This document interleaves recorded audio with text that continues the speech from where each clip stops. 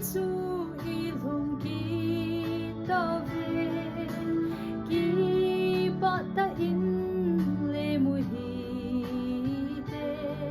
samna leng pa hung pin ni hin o jesu ne gen te ye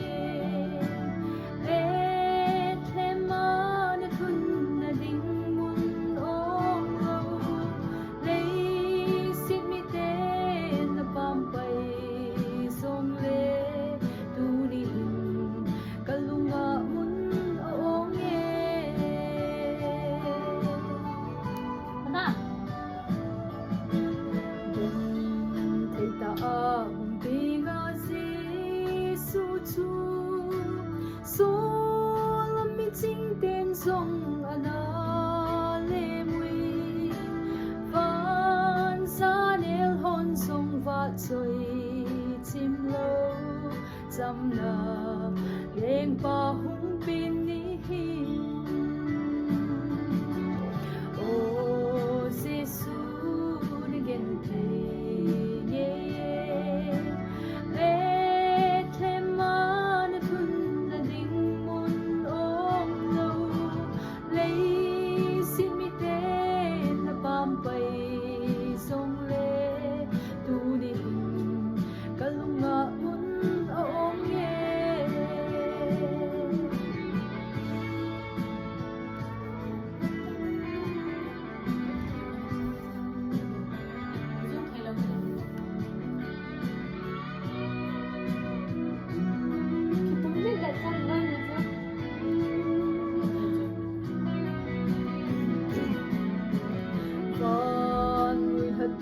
ye hung ping se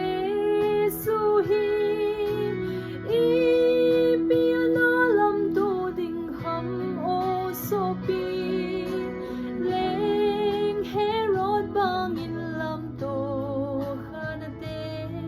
lam to so